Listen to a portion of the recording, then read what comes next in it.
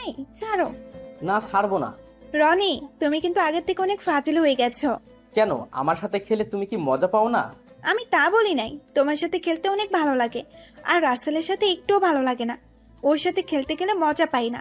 ঠিক আছে, এখন থেকে যে সময় ভাইয়া অফিসে থাকবে তখন দুজনে একসাথে খেলবো। হুম, ঠিকই বলেছো। ও তো আমার সাথে ঠিকভাবেই খেলতে পারে না। তুমি অনেক সুন্দর করে খেলতে পারো। ভাইয়া বড় হয়েছে ঠিকই, কিন্তু কিছু বুঝে না। ঠিক বলছো, ওকে বিয়ে না করে যদি তোমাকে করতাম তাহলে অনেক ভালো হতো। ও তো একটা হাতারাম, কিছুই বুঝে না। এতক্ষণ যাদের কথাগুলো শুনছেন তাদের হয়তো আপনারা চিনতে পারছেন। না চিনলে আমি বলি, রনি হলো আমার ছোট ভাই, আর মারিয়া আমার বউ। মারিয়ার আর আমার বিয়ে হয়েছে আজ 6 মাস হয়েছে। আমরা দুজন দুজনকে ভালোবেসে বিয়ে করেছি। রনি এবার ইন্টার ফাইনাল ইয়ারে পড়ে। বাবা মা আমাদের দুই ভাইকে রেখে না ফেরার দেশে চলে গেছে। তারপর আমি রনিকে নিয়ে ঢাকায় আসি। ঢাকায় একটা বাসা ভাড়া নিয়ে থাকলাম। তারপর রনিকে একটা কলেজে ভর্তি করে দিলাম। আমি একটা অফিসে চাকরি নিলাম। তারপর থেকে আমরা দুই ভাই সুন্দরভাবে জীবন যাপন করতে লাগলাম। আমি যে অফিসে কাজ করতাম সে অফিসে মারিয়াও আমার আগে থেকে কাজ করত। মারিয়ার সাথে কথা বলতে বলতে আমি তাকে ভালোবেসে ফেলেছি। তারপর একদিন তাকে বলে দিলাম, সেও রাজি হয়ে গেছে। সে বলল আমাকে নাকি যেদিন অফিসে দেখে সেদিন থেকে ভালোবেসে ফেলেছে। কিছুদিন যাওয়ার পর মারিয়া আমার কথা তার আব্বু আম্মুর কাছে বলে। প্রথমে তারা রাজি হয়নি, কারণ আমি এতিম ছিলাম। কিন্তু পরে মারিয়ার পাগলামি দেখে রাজি হয়ে যায়। বিয়ের পরে মারিয়াকে অফিসে চাকরি করতে দেই নাই। সুন্দরভাবে চলছিল সংসার। কিন্তু আজকে আমি অফিস বাসায় এসে কলিং বেল চাপ দেওয়ার পর খালা এসে দরজা খুলে দিল। তারপর আমি নিজের রুমের সামনে যাওয়ার পর রনি আর মারিয়ার কথাগুলো শুনতে লাগলাম। আমি এখন ভাবতে লাগলাম, মারিয়া লাস্ট পর্যন্ত আমার ভাইয়ের সাথে ছি ছি ছি। আমার ভাবতে অবাক লাগছে, মারিয়া এত খারাপ হয়ে গেছে। আমি দাঁড়িয়ে না থেকে রুমের দরজায় টোকা দিলাম। তখন মারিয়া এসে দরজা খুলে দিল। আমাকে দেখে বলল, তুমি কখন আসলে? এই তো মাত্র আসলাম। আমি ভিতরে ঢুকে দেখি রনির গায়ে জামা নেই, শুধু পরনে প্যান্ট ছিল। আমাকে দেখে জামা গায়ে দিল। ভাইয়া, আমার কিছু টাকা লাগবে। কত লাগবে? বেশি না, মাত্র 5,000 টাকা হলে হবে। তুমি এত টাকা দিয়ে কি করবে? কলেজ থেকে বন্ধুদের সাথে সিলেট ঘুরতে যাব। ঠিক আছে, যাওয়ার সময় নিয়ে যাস। ঠিক আছে ভাইয়া। বলে রুম থেকে বেরিয়ে গেল। তুমি ফ্রেশ হয়ে আসো, আমি তোমাকে কফি বানিয়ে দিচ্ছি। আমি এখন কফি খাবো না, আমি একটু বাইরে যাব। ঠিক আছে, তাহলে ফ্রেশ হয়ে আসো, আমি রান্নাঘরে যাচ্ছি। বলে মারিয়া রুম থেকে বেরিয়ে গেল। আমি দাঁড়িয়ে না থেকে ওয়াশরুমে ঢুকে ফ্রেশ হয়ে বিছানায় গিয়ে বসলাম। বিছানার দিকে তাকিয়ে দেখি সবকিছু এলোমেলো হয়ে আছে। আমি মারিয়াকে অনেক বিশ্বাস করতাম, কিন্তু আজকে নিজের কানে যেগুলো শুনলাম এরপর থেকে ওর প্রতি বিশ্বাস উঠে গেছে। আমি কি এমন দোষ করছিলাম যার জন্য তুমি আমার সাথে এত বড় প্রতারণা করলে? আমি আর কোনো কিছু চিন্তা না করে বাহিরে চলে আসলাম। বাহিরে কিছুক্ষণ ঘোরাঘুরি করে বাসায় চলে আসলাম। বাসায় এসে কলিং বেল চাপ দেওয়ার পর মারিয়া এসে দরজা খুলে দিল। এতক্ষণ কোথায় ছিলে তুমি? অনেকদিন পর বন্ধুদের সাথে একটু দেখা করতে গেছি, তাই আসতে একটু লেট হয়ে গেছে। যাও ফ্রেশ হয়ে আসো, আমি টেবিলে খাবার দিচ্ছি। রনি কোথায়? ও খাবে না? ও বলেছে তুমি আসলে একসাথে খাবে। ঠিক আছে, আমি ফ্রেশ হয়ে আসছি, তুমি রনিকে ডেকে নিয়ে আসো। বলে রুমে এসে ফ্রেশ হয়ে খাবার টেবিলের সামনে চলে গেলাম। তারপর তিনজনে খাবার খেয়ে রুমে চলে আসলাম। রনি তার রুমে চলে গেল। আমি রুমে এসে বিছানায় শুয়ে মোবাইল টিপতে লাগলাম। এখন ভাবছি কি করব। আমি কি তাদের ছেড়ে চলে যাব? আমি চলে গেলে রনির কি হবে? ওর তো এখনো পড়ালেখা শেষ হয় নাই। কিছুক্ষণ পর মারিয়া রুমে এসে দরজা বন্ধ করে আমার পাশে শুয়ে পড়ল আর আমাকে পিছন থেকে জড়িয়ে ধরল। আচ্ছা মারিয়া, তুমি আমাকে কতটুকু ভালোবাসো? আমি তোমাকে অনেক বেশি ভালোবাসি। আর হঠাৎ এই কথা বললে কেন? আচ্ছা, তোমাকে একটা কথা বলি। যদি কোনো মেয়ে স্বামী রেখে অন্য লোকের সাথে পরকীয়া করে তখন সে মেয়েকে কি করা উচিত? আমার জানা মতে ওই মেয়েকে ছেড়ে দেওয়া উচিত। কারণ যে মেয়ে স্বামী রেখে অন্য ছেলের সাথে এসব করে তারা কখনো ভালো হতে পারে না। তাকে বাসা থেকে বের করে দেওয়া উচিত আর ডিভোর্স দিয়ে দেওয়া উচিত। আর যদি মেয়েটা তার স্বামীর রক্তের কারোর সাথে করে তাহলে কি করা উচিত? আচ্ছা, আমাকে একটা কথা বলো তো, হঠাৎ তুমি এই ধরনের কথাগুলো বলছো কেন? না, এমনিই বলেছি। ঠিক আছে, তুমি ঘুমিয়ে পড়ো। তারপর মারিয়া আমাকে জড়িয়ে ধরে শুয়ে পড়ল। তার চেহারার দিকে তাকালে বোঝা যায় তার মতো নিষ্পাপ কোনো মেয়ে হয় না। আর রনির কথা কি বলবো, নিজের আপন ভাই হয়ে ওর ভাবির সাথে এরকম জঘন্য কাজ কিভাবে করতে পারলো। আর কোনো কিছু চিন্তা না করে ঘুমিয়ে পড়লাম। আজ 7 দিন পর অফিস থেকে বিকালে ছুটির পর আমি কোর্টে চলে গেলাম। তারপর ডিভোর্স পেপারটা নিয়ে বাসায় চলে আসলাম। ঠিকই ধরেছেন, আমি সব দিক দিয়ে চিন্তা করে দেখলাম মারিয়াকে আমি ডিভোর্স দিব। এই 7 দিনে আরো 2-3 বার এরকম দেখছি রনি মারিয়ার রুমে। তাদের কথা শুনে বুঝতে পারলাম তাদের মধ্যে কিছু একটা চলছে, তাই এই সিদ্ধান্ত নিতে বাধ্য হলাম। রাতে খাবার খেয়ে রুমে এসে বিছানায় শুয়ে পড়লাম। কিছুক্ষণ পর মারিয়া রুমে আসলো, এসে আমাকে জড়িয়ে ধরে শুয়ে পড়ল। মধ্যরাতে যখন মারিয়া ঘুমে বিভোর হয়ে আছে, তখন আমি বিছানা থেকে উঠে কাগজ নিয়ে 2টা চিঠি লিখলাম, একটা মারিয়ার জন্য আর একটা রনির জন্য। তাহলে শুনুন। প্রিয় মারিয়া, তোমার মতো মেয়েকে প্রিয় বলা মানায় না, তারপরেও বললাম, কারণ আমি তোমাকে অনেক বিশ্বাস করে ভালোবেসেছি। কিন্তু তুমি সেই বিশ্বাস রাখতে পারো নাই। শেষ পর্যন্ত কিনা তুমি আমার ছোট ভাইয়ের সাথে। ছি ছি ছি, আমার ভাবতেও অবাক লাগে। তোমার মতো একটা খারাপ মেয়েকে ভালোবেসে বিয়ে করেছি। তুমি রনির সাথে কি কি করেছো আমি জানি, তাই তোমাকে ডিভোর্স দিতে বাধ্য হলাম। আমি সই করে দিচ্ছি, তুমিও সইটা করে দিও আর রনিকে বিয়ে করে নিও। আমার মতো ওর সাথে প্রতারণা করো না। এখন তুমি ছাড়া ওর কেউ নেই। দোয়া করি তোমরা দুজনে সুখী থাকো। ইতি, তোমার হতভাগা স্বামী। এই ছিল মারিয়ার জন্য চিঠি, আর রনির জন্য একটা লিখেছি। তাহলে শুনুন। প্রিয় ছোট ভাই আমার, আমি ভাবতে পারি নাই তুই আমার সাথে এরকম করবি। তুই লাস্ট পর্যন্ত তোর ভাবির সাথে। ছি ছি ছি, তোকে আমি কখনো মা বাবার বুঝতে দেই নাই, আর সে কিনা তুই। থাক, আর বললাম না। আমি তোর মারিয়াকে ডিভোর্স দিয়ে দিচ্ছি। তুই ওকে বিয়ে করে সুখে থাকিস। আমি অনেক দূরে চলে যাচ্ছি, আমাকে খুঁজেও লাভ হবে না, আমাকে খুঁজে পাবি না। আমার দোয়া সব সময় তোর জন্য থাকবে। ভালো থাকিস। ইতি, তোর হতভাগা ভাই। এই ছিল রনির চিঠি। চিঠি দুটো লিখতে কখন যে চোখ থেকে 2 ফোঁটা পানি পড়ে গেল। ঘড়ির দিকে তাকিয়ে দেখি ভোর 5টা বাজে। তারপর ব্যাগটা গুছিয়ে মারিয়ার বালিশের উপর চিঠি এবং ডিভোর্স পেপার রেখে মারিয়ার দিকে কিছুক্ষণ তাকিয়ে রুম থেকে বেরিয়ে রনির রুমে আসলাম। রনির পড়ার টেবিলের উপর চিঠিটা রেখে রনির কপালে একটা চুমু দিয়ে বাসা থেকে বেরিয়ে আসলাম। তারপর রাস্তায় দিয়ে হেঁটে হেঁটে বাস কাউন্টারে চলে আসলাম। আমার বাসা থেকে বাস কাউন্টার কাছে, আসতে 10 মিনিট লাগে। তারপর একটা টিকিট কেটে বাসে গিয়ে বসলাম। বাস ছাড়বে 5টা 30 মিনিটে। এবার আপনাদের বলি, আমি এখন যশোর যাব, কারণ আমি বসকে বলে তার যশোর যে কোম্পানি আছে সেখানে বদলি হয়েছি। আমি ঢাকা থাকলে তাদের কথা মনে পড়বে। মারিয়ার থেকে আমার ছোট ভাইটার কথা বেশি মনে পড়ছে। কি করব বলুন, আমি তাদের সুখের জন্য দূরে চলে যাচ্ছি। আমি চাই তারা আমাকে ছাড়া সুখী থাকুক। প্রায় 5 ঘন্টা পর যশোর এসে পৌঁছে গেলাম। অফিস থেকে বাস কাউন্টারে আমার জন্য গাড়ি পাঠিয়েছে। তারপর গাড়ি করে অফিস থেকে দেওয়া বাসায় পৌঁছে গেলাম। আজ 5 বছর পর এখন আমি অন্য একটা অফিসে কাজ করি। আগের অফিসে ব্যবসা খারাপ হওয়ার কারণে বস সবকিছু বিক্রি করে বাহিরে চলে যায়। এরপর আমি অন্য একটা অফিসে চাকরি করি। এই অফিসের বস ঢাকায় তার যে কোম্পানি আছে সেগুলো দেখাশোনা করে। আমি যশোরে তার এই অফিস দেখাশোনা করি, কারণ বস আমাকে আগে থেকে চিনে। ওনার সাথে ঢাকায় পরিচয়। এখানে বসের যে কাজ সেগুলো আমি করি। বলতে গেলে এই অফিসটা আমি চালাই। এখন আর মারিয়া এবং ছোট ভাই রনির কথা তেমন মনে পড়ে না, কারণ সারাদিন কাজে বিজি থাকি। শুধু রাতে ঘুমাতে গেলে একটু মনে পড়ে। গতকাল অফিসে একটা নতুন ম্যানেজার আসবে, কারণ আমার অফিসের ম্যানেজার 7 দিন আগে মারা যায়।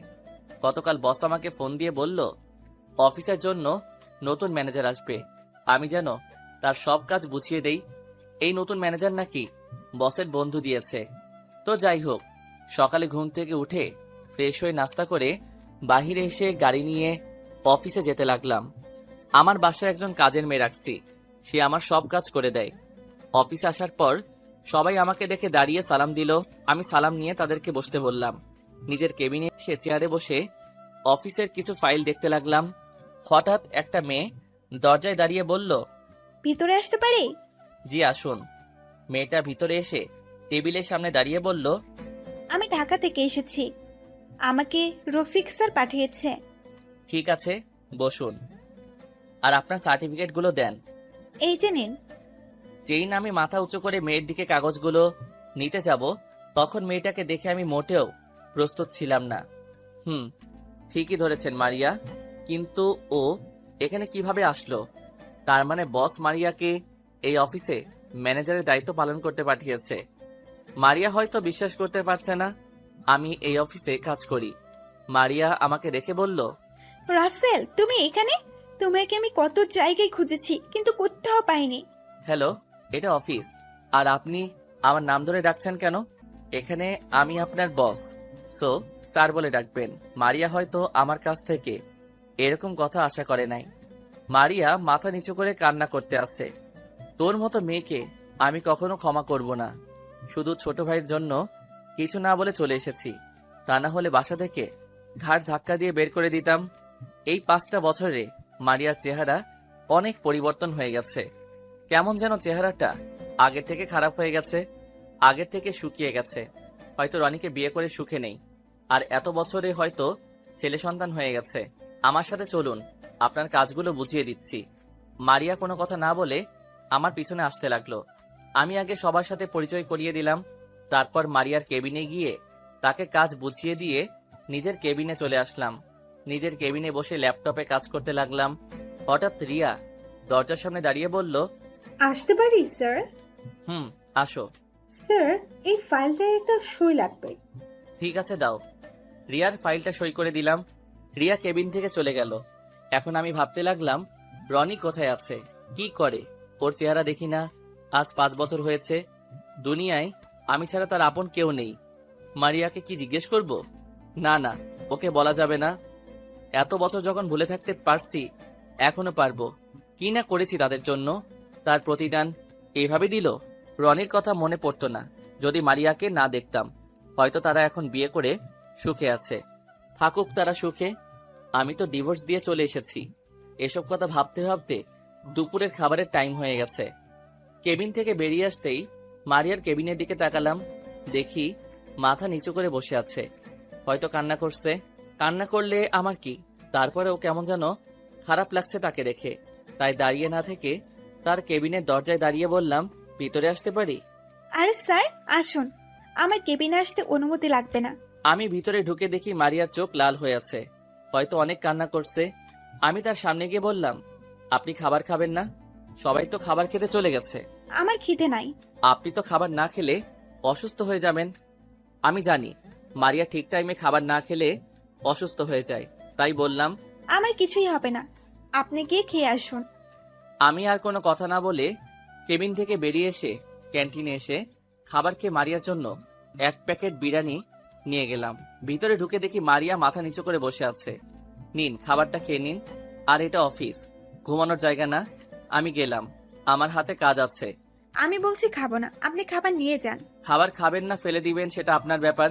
আমি গেলাম বলে মারিয়ার কেবিন থেকে বেরিয়ে এসে নিজের কেবিনে চলে আসলাম। চেয়ারে বসে কাজ করতে লাগলাম। হঠাৎ ফোনটা বেজে উঠল। তাকিয়ে দেখি বস ফোন দিছে। আসসালামু আলাইকুম স্যার, কেমন আছেন? ওয়ালাইকুম আসসালাম, ভালো আছি। তুমি কেমন আছো রাসেল? জি স্যার, আলহামদুলিল্লাহ ভালো আছি। তোমাকে যে কারণে ফোন দিয়েছি, মারিয়াকে এখন থেকে তোমার সাথে করে অফিসে নিয়ে যাবে এবং বাসায় নিয়ে আসবে। আর তুমি যে ফ্ল্যাটে থাকো তার পাশে যে ফ্ল্যাটটা খালি আছে সেখানে মারিয়াকে থাকার ব্যবস্থা করে দিবে। ঠিক আছে স্যার। শালা আর কাউকে পেলি না, যার জন্য 5 বছর দূরে চলে এসেছি, এখন তাকে সাথে করে অফিসে নিয়ে এবং বাসায় নিয়ে আসবো? ফোন কেটে কাজে মন দিলাম। বিকেলে অফিস ছুটি হওয়ার পর বাহিরে আসলাম। বাহিরে এসে দেখি মারিয়া দাঁড়িয়ে আছে। আমি গাড়ি বের করে তার সামনে গেলাম। গাড়িতে উঠুন। হুম। মারিয়া গাড়ির পিছনে উঠতে গেলে আমি তাকে বলি, আমাকে কি আপনার ড্রাইভার মনে হয়? কেন স্যার? তাহলে তুমি সরি, আপনি গাড়ির পিছনে বসতে গেলেন কেন? সামনে এসে বসুন। মারিয়া কোনো কথা না বলে সামনের সিটে এসে বসলো। আমি মনে মনে বলি, তোর মতো মেয়েকে উচিত শিক্ষা না দিলে ভালো হবি না। তারপর আমি গাড়ি চালিয়ে বাসায় চলে আসলাম। মারিয়া গাড়ি থেকে নেমে দাঁড়িয়ে রইল। আমি গাড়িটা পার্কিং করে আসার পর তাকে বলি আমার সাথে আসার জন্য। মারিয়া আমার পিছনে পিছনে আসতে লাগলো। মারিয়া হয়তো ভাবছে লিফটে করে যাব, কিন্তু না, আমি তাকে হাঁটাতে হাঁটাতে আমার সাথে করে উপরে নিয়ে আসলাম। 3 তলায় আসার পর তার ফ্ল্যাটের চাবি ওর হাতে দিলাম। এটা আপনার রুম, আর পাশেরটা আমার। আর যদি কিছু লাগে আমাকে বলবেন। আর এই নিন আপনার অগ্রিম 1 মাসের বেতন। যা যা লাগবে কিনে নিবেন। আপনার নাম্বারটা দেওয়া যাবে? কেন, নাম্বার দিয়ে কি করবেন? না, যদি কিছু দরকার হয় তাহলে আপনাকে ফোন দিয়ে বলতাম। ঠিক আছে, নিন। তারপর নাম্বার দিয়ে আমি আমার রুমে ঢুকে গেলাম। তার রাতে খাবার খেতে যাওয়ার পর মারিয়ার কথা মনে পড়ল। ও হয়তো কিছু খায়নি, তাই কাজের মেয়ের হাতে ওর জন্য খাবার পাঠিয়ে দিলাম। কেন জানি মারিয়াকে দেখে অনেক মায়া লাগে। খাবার খেয়ে রুমে চলে আসলাম। রুমে এসে শুয়ে শুয়ে ভাবতে লাগলাম, কেন করেছিলে আমার সাথে এরকম? যদি এরকম না করতে তাহলে কত সুন্দর করে জীবনযাপন করতে। তোমার কোনো কিছুর কমতি রাখি নাই। তোমাকে ভালোবাসাটা আমার অপরাধ ছিল, তাহলে কেন করলে এমন? আমি তো কোনো দোষ করি নাই, তুমি জানো। এখনো রাতে শুতে গেলে তোমার কথা মনে পড়ে। ইচ্ছে করে তোমাকে গিয়ে জড়িয়ে ধরে বলি, আমি তোমাকে এখনো ভালোবাসি মারিয়া। কিন্তু সেটা বলার অধিকার তুমি রাখো নাই। দেখতে দেখতে 1 মাস চলে গেল। মারিয়া আমার সাথে তেমন কথা বলে না, শুধু কাজ ছাড়া বাড়তি কথা বলে না। সকালে ঘুম থেকে উঠে ফ্রেশ হয়ে নাস্তা করে বাসা থেকে বেরিয়ে গাড়িতে গিয়ে বসলাম। আসার সময় মারিয়ার দরজায় টোকা দিয়ে আসলাম। মাঝে মাঝে মনে হয় আমি যেন কিছু একটা ভুল করছি, আমি কারো সাথে অন্যায় করেছি। কেন আমার এমন কিছু মনে হয়? কিছুক্ষণ পর দেখি মারিয়া বাসা থেকে বেরিয়ে আসলো। মারিয়া এসে সামনের সিটে বসলো। আমি কেমন জানি মারিয়ার প্রতি দুর্বল হয়ে যাচ্ছি। আমার কেন এমন হচ্ছে কিছুই বুঝতে পারছি না। মারিয়া আজকে শাড়ি পরেছে, দেখতে একদম পরীর মতো লাগছে। ইচ্ছে করে তাকে জড়িয়ে ধরি, তার হাত ধরে গাড়ি চালাতে। তো যাই হোক, অফিস আসার পর মারিয়া গাড়ি থেকে নেমে অফিসের ভিতরে চলে গেল। আমি গাড়ি পার্কিং করে ভিতরে গেলাম, নিজের কেবিনে গিয়ে কাজ করতে লাগলাম। হঠাৎ করে একটা ছেলে বলল, আসতে পারি স্যার? আসুন। আপনি কেমন আছেন স্যার? আলহামদুলিল্লাহ ভালো আছি, আপনি কেমন আছেন? স্যার আমি আপনার ছোট, আমাকে নাম ধরে ডাকলে খুশি হব। ঠিক আছে, তো কি চাই এখন? স্যার আমার একটা কাজের খুব দরকার। কিন্তু আমাদের অফিসে তো কোনো পদ খালি নেই। আমি একটা কথা বলে রাখি, আমি এখনো ছেলেটার দিকে তাকাইনি। আমি একটা ফাইলের কাজ করতে আসি। স্যার অনেক কষ্টে আছি, যদি চাকরিটা দিতেন অনেক উপকার হতো। আপনার পরিবারে কে কে আছে? পরিবারে সবাই আছে, শুধু একটা হারামি বন্ধু ছিল, শালা 5 বছর আগে হারিয়ে গেছে। আপনার সে বন্ধুর নাম কি? কোথায় থাকে? কি করে? আমি এবার এক চোখ কানা করে তার চেহারা দেখছি। তাকে দেখে আমি পুরো অবাক হয়ে গেলাম। এই শালা এখানে কিভাবে আসলো? ও আর কেউ নয়, আমার বন্ধু রাফি। ওর সাথে পরিচয় ঢাকায়। আমি আগে যে অফিসে চাকরি করতাম সেখান থেকে পরিচয়। রাফি আমার কথা শুনে চেয়ার থেকে উঠে এসে আমাকে মারতে শুরু করলো। আরে থাম থাম, এইভাবে মারলে তো মরে যাব। শালা তোকে আজকেই মেরে ফেলবো। এতদিন কোথায় ছিলি? তোর নাম্বার বন্ধ, তোর কোনো খোঁজ খবর নেই। কোথায় হারিয়ে গেলি? তোকে এসব পরে বলবো, আগে বল তুই এখানে কিভাবে? আর আমি যে এই অফিসে কাজ করি তুই জানলি কিভাবে? আমি যশোর অফিসে কাজের জন্য এসেছি। হঠাৎ তোকে দেখি তুই গাড়ি নিয়ে এই অফিসে ঢুকলি। তারপর দারোয়ানকে বলে ভিতরে আসি। ও খুব ভালো করেছিস। বল কি খাবি, চা না কফি? চা হলেই হবে। ঠিক আছে, আমি চাচাকে বলে দিচ্ছি। আমি ফোন দিয়ে পিয়ন চাচাকে বললাম 2টো চা দিয়ে আসতে। এবার তোর কথা বল, কি কারণে এখানে চলে আসলি? তাহলে শোন। তারপর রাফিকে সবকিছু খুলে বললাম। আমার মনে হয় তোর কোনো ভুল হচ্ছে। কেন বললি এই কথা? আমি নিজের কানে শুনেছি। একদিন রনিকে খালি গায়ে দেখেছি, শুধু পরনে প্যান্ট ছিল। সেদিন বিছানা পুরো এলোমেলো ছিল। তারপরও বলবি তারা কিছু করে নাই? তারপরেও বলবো তোর কোথাও ভুল হচ্ছে, কারণ তুই তাদের কথা শুনলি, বিছানা এলোমেলো দেখলি, রোয়ানিকে খালি গায়ে দেখলি, আবার বলছিস তার পরনে প্যান্ট ছিল। তাহলে কেমনে বিশ্বাস করি? তুই যদি নিজের চোখে দেখতি তাহলে বিশ্বাস করতাম। এখানে হয়তো তোর কোনো ভুল আছে। তুই যদি তাদের হাতে নাতে ধরতি তাহলে মানা যেত। তোর জিনিসটা ভালো করে যাচাই বাছাই করা দরকার ছিল। আর যেটা মনে হয়েছে সেটা বললাম, বাকি তোর বুঝ। তারপর রাফি আরো কিছুক্ষণ থেকে চলে গেল। আমি কিছুক্ষণ কাজ করে কেবিন থেকে বেরিয়ে মারিয়ার কেবিনের দিকে তাকালাম। ওর দিকে তাকিয়ে দেখি কার সাথে যেন ফোনে হেসে হেসে কথা বলছে। হয়তো রনির সাথে কথা বলছে। বিকেলে অফিস থেকে বাসায় যাওয়ার সময় মারিয়াকে জিজ্ঞেস করলাম, রনি এখন কি করে, কোথায় থাকে? কিছুদিন হয়েছে পড়ালেখা শেষ করেছে, এখন একটা অফিসে চাকরি করে। তার পড়ালেখার খরচ কিভাবে চলছে? আমি একটা অফিসে চাকরি নিচ্ছি, যা বেতন পেতাম তাদের সংসার চালিয়েছি, আর রনের পড়ালেখা চলছে।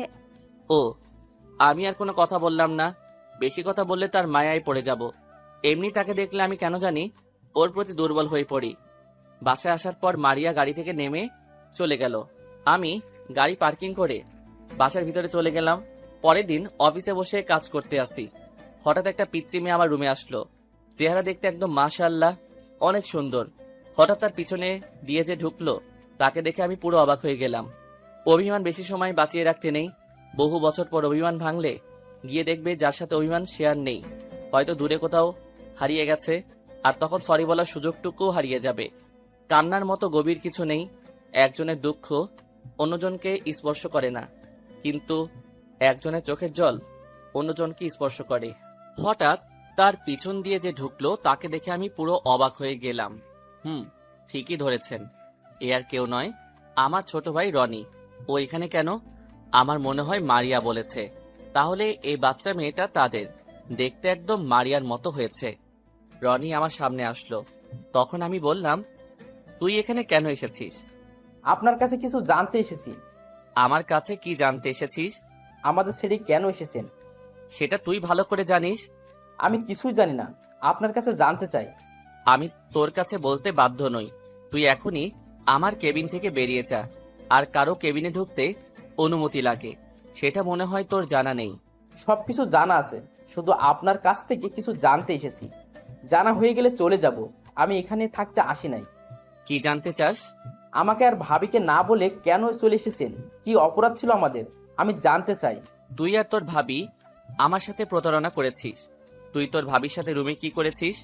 তোর সাথে খেলে মজা পায়, আমার সাথে খেলে মজা পায় না।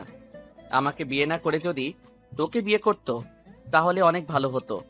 তারপরও বলবি আমি ভুল বলছি? আপনি কি কখনো ভাবির সাথে খারাপ কাজ করতে দেখেছেন? সরাসরি দেখি নাই, কিন্তু একদিন তুই আর তোর ভাবি রুমে কথা বলতে আমি দরজার বাহির থেকে সব শুনেছি। তারপর যখন রুমে ঢুকি তখন তোর গায়ে কোনো জামা দেখি নাই। তুই আমাকে দেখে জামা গায়ে দিছস, আর দেখছি পুরো বিছানা এলোমেলো হয়ে আছে। তারপর বলবি তোদের মাঝে কিছুই হয়নি? আমি একটা কথা বলি আপনাকে, মাঝে মাঝে চোখের দেখাও ভুল হয়। মানে কি বলতে চাস তুই?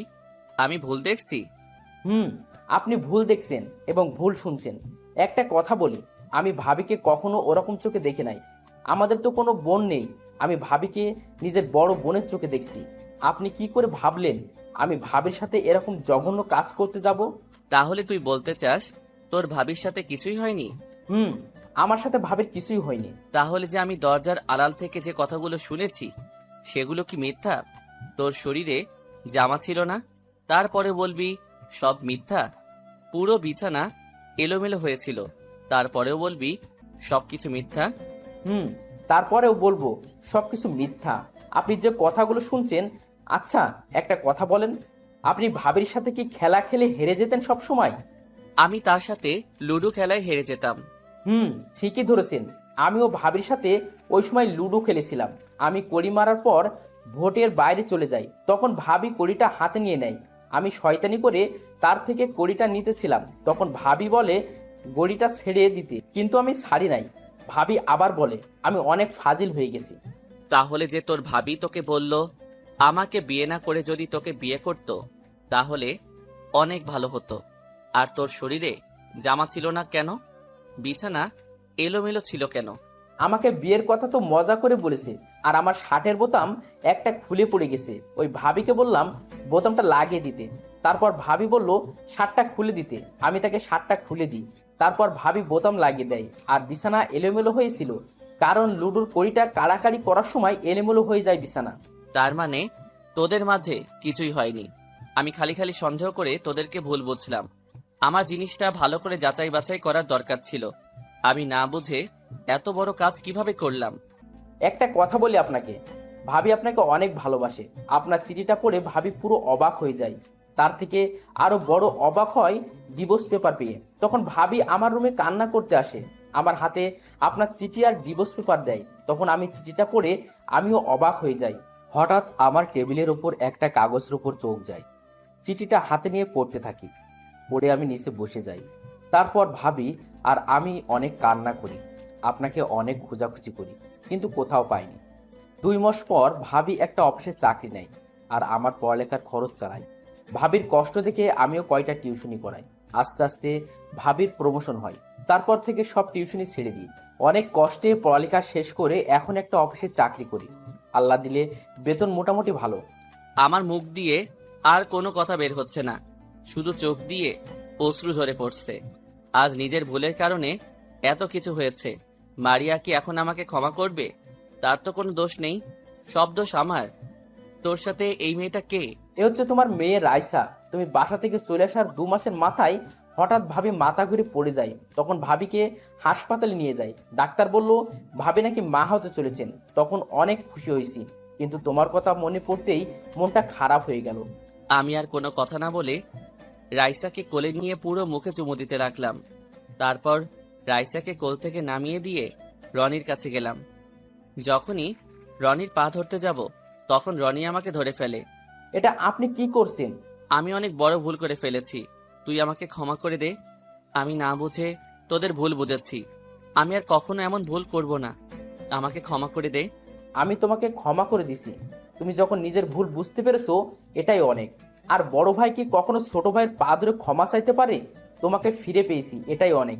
এখন মারিয়া কি আমাকে ক্ষমা করবে আমি যে ভুল করেছি? শোনো ভাইয়া, ভাবি এই 5টি বছর অনেক কষ্টে কাটিয়েছে। শুধু তোমার অপেক্ষা এখনো পড়ে আছে। তুমি ভাবির কাছে ক্ষমা চেয়ে নাও, দেখবে ভাবি তোমাকে ক্ষমা করে দিবে। ঠিক আছে, আমি এখনই যাচ্ছি। ঠিক আছে, তাহলে আমি চলে যাই। আগামীকাল অফিস আছে, একদিনের ছুটি নিয়ে এসেছি। ভাবি এতদিন তোমার কথা বলে নাই, হঠাৎ গতকাল বলেছে, তাই অফিস থেকে ছুটি নিয়ে রাইসাকে সাথে করে নিয়ে এসেছি। আমি চলে যাই। ভাবি তোমাকে ক্ষমা করে দিলে ঢাকায় চলে এসো। তুই তো কিছুই খেলি না। আজকে এমনি খুশিতে সব খিদে চলে গেছে। তুমি ভাবিকে আপন করে নিয়ে আসো, তখন তো একসাথে খাবো। আর কোনো কথা না বলে রনি কেবিন থেকে বেরিয়ে গেল। আমি রাইসাকে কোলে নিয়ে কপালে চুমু দিয়ে মারিয়ার কেবিনে গেলাম। কেবিনে ঢুকে দেখি মারিয়া কার সাথে যেন মোবাইলে হেসে হেসে কথা বলছে। আমাকে ঢুকতে দেখে ফোন কেটে দিল, আর আমার কোলে রাইসাকে দেখে চেয়ার থেকে উঠে এসে আমার কোল থেকে নিয়ে গেল। আমি সাথে সাথে মারিয়ার পা জড়িয়ে ধরে বলতে লাগলাম, মারিয়া, তুমি আমাকে ক্ষমা করে দাও। আমি বুঝতে পারি নাই, আমি না দেখে তোমার সাথে অনেক বড় অন্যায় করেছি। প্লিজ তুমি আমাকে ক্ষমা করে দাও। আমি কথা দিচ্ছি আর কখনো এমন করব না। তুমি আমাকে আরেকটি সুযোগ দাও, আমি তোমাকে ছেড়ে কখনো যাব না। স্যার, এটা আপনি কি করছেন? আমার মতো খারাপ মেয়ে হয় না। আমি একটা প্রতারক, ধোঁকাবাজ, যে নিজের দেবরের সাথে খারাপ কাজ করতে পারি। সে মেয়ের কাছে কেন ক্ষমা চাইছেন? আমি বুঝতে পারি নাই, আমার দরকার ছিল আগে জিনিসটা যাচাই বাছাই করার, কিন্তু আমি কিছুই না করে তোমাদেরকে সন্দেহ করছি। প্লিজ এবারের মতো মাফ করে দাও। আপনি জানেন, এই মনে শুধু আপনার জন্য ঘর সাজিয়েছি, আপনাকে অনেক ভালোবেসেছি, কিন্তু তার ফল আপনি কি দিলেন? আমাকে ডিভোর্স দিলেন। আপনি জানেন, যখন বলেছিলেন আমি রনের সাথে খারাপ কাজ করেছি, তখন মনে হয়েছে আমার মাথায় যেন আকাশ। এক ফোঁটা চোখের পানি ঝরার চেয়ে এক ফোঁটা রক্ত ঝরা অনেক ভালো, কারণ এক ফোঁটা রক্ত বের হতে হালকা ব্যথা লাগে, আর এক ফোঁটা চোখের জল পুরো হৃদয় ছিঁড়ে বের হয়। আমরা কি আবার আগের মতো করে শুরু করতে পারি না? সে অধিকার আপনি রাখেন নাই। যদি আগের মতো করে শুরু করতে চাইতেন, তাহলে আমাকে কখনো ডিভোর্স দিতে পারতেন না। আপনি আমার কেবিন থেকে বেরিয়ে গেলে খুশি হব। আমি আর কোনো কথা না বলে মারিয়ার কেবিন থেকে বেরিয়ে গেলাম। কান্না করতে করতে পুরো জামা ভিজে গেছে। নিজের কেবিনে এসে চেয়ারে বসে কান্না করতে লাগলাম। আমি তোমাকে আপন করে নিব মারিয়া, তুমি যত কষ্ট দাও, অপমান করো, আমি কিছু বলবো না। তুমি মনে করছো আমি কষ্ট পাইনি, আমিও পেয়েছি। আজ আমার ভুলের জন্য এত কিছু হয়েছে। ওয়াশরুমে ঢুকে ফ্রেশ হয়ে কাজে মন দিলাম, কিন্তু কোনোভাবে কাজ করতে পারছি না, তাই কেবিন থেকে বেরিয়ে গেলাম। বাহির হওয়ার সময় মারিয়ার কেবিনের দিকে তাকিয়ে দেখি আবারও কার সাথে যেন হেসে হেসে কথা বলছে মোবাইলে। অফিস থেকে বাহিরে আসার সময় দেখি রাইসা একা একা খেলতে আছে। তখন আমি তার কাছে গেলাম। রাইসা মামুনি, আব্বুর কাছে এসো। তুমি আমার আব্বু না। তোমাকে কে বলছে আমি তোমার আব্বু না? আম্মু বলেছে। তোমার আম্মু মিথ্যা কথা বলেছে। তাহলে তুমি আমাদের সাথে ছিলে না কেন? আমি দেখেছি আম্মু প্রতিদিন রাতেই তোমার ছবি বুকে নিয়ে কান্না করে। তুমি আমার আম্মুকে অনেক কষ্ট দিয়েছো। আমি তোমাকে আব্বু বলে ডাকবই না কখনো। আমার ভুল হয়ে গেছে মামনি, তোমার এই বাবাকে মাফ করে দাও। যদি আম্মু তোমাকে মাফ করে দেয় তাহলে আমিও তোমাকে মাফ করে দিব আর আব্বু বলেও ডাকবো। এই কথা বলে রাইসা মারিয়ার কেবিনে চলে গেল। এখন নিজেকে শেষ করে দিতে ইচ্ছে করছে। আজ আমার ভুলের জন্য আমার মেয়েও রাগ করে আছে। আল্লাহ, তুমি বলে দাও এখন আমি কি করব? নিজের মেয়ের মুখে বাবা ডাকটা শুনতে পেলাম না। আমি একজন পাপী। আজ আমার জন্য এত কিছু হয়েছে। আমি অফিস থেকে বাইরে এসে গাড়ি নিয়ে একটা পার্কে চলে গেলাম। একটা নিরিবিলি জায়গায় বসে চোখের পানি ফেলতে লাগলাম। মারিয়াকে অনেক কষ্ট দিয়েছি, তাই এখন আমার উপর অভিমান করে আছে। হঠাৎ একটা জায়গায় চোখ পড়ল। রিয়ার মতো মেয়েকে দেখে একটা ছেলেকে জড়িয়ে ধরে বসে আছে। আমি তাদের সামনে গেলাম। রিয়া আমাকে এখানে হয়তো আশা করে নাই। স্যার আপনি এখানে? এমনি আসলাম, অফিসে ভালো লাগছে না, তাই পার্কে আসলাম। তা তুমি আজকে অফিসে যাও নাই কেন? আসলে স্যার সকালে ঘুম থেকে উঠতে দেরি হয়ে গেছে, তাই আর অফিসে যাইনি। সরি স্যার, কালকে থেকে এরকম হবে না। তা ওকে তোমার সাথে? আসলে স্যার মানে বুঝতে পেরেছি। তা কতদিনের সম্পর্ক? আজ 2 বছরের। তোমার বাবা মা জানে? এখনো জানায়নি। জীবন এখনো কোনো কাজ পায়নি, টাকার জন্য চাকরি করতে পারছে না। তুমি কতটুকু পর্যন্ত পড়েছো? স্যার অনার্স কমপ্লিট করেছি। ঠিক আছে, কালকে সার্টিফিকেটগুলো নিয়ে অফিসে দেখা করবে। ধন্যবাদ স্যার। এখানে ধন্যবাদ দেওয়ার কিছু নেই, তোমার সমস্যার কারণে চাকরিটা দিতেছি। স্যার আপনি অনেক বড় উপকার করলেন। ঠিক আছে, তাহলে এখন যাই। কালকে ওকে নিয়ে অফিসে চলে আসবে। ঠিক আছে স্যার। আমি আর কোনো কথা না বলে পার্ক থেকে বেরিয়ে এসে গাড়ি নিয়ে সোজা অফিসে চলে গেলাম। খাওয়া দাওয়া কিছু ভালো লাগছে না। ভিতরে ঢুকে নিজের কেবিনে যাওয়ার সময় মারিয়ার কেবিনের দিকে তাকিয়ে দেখি রাইসাকে খাবার খাওয়াচ্ছে।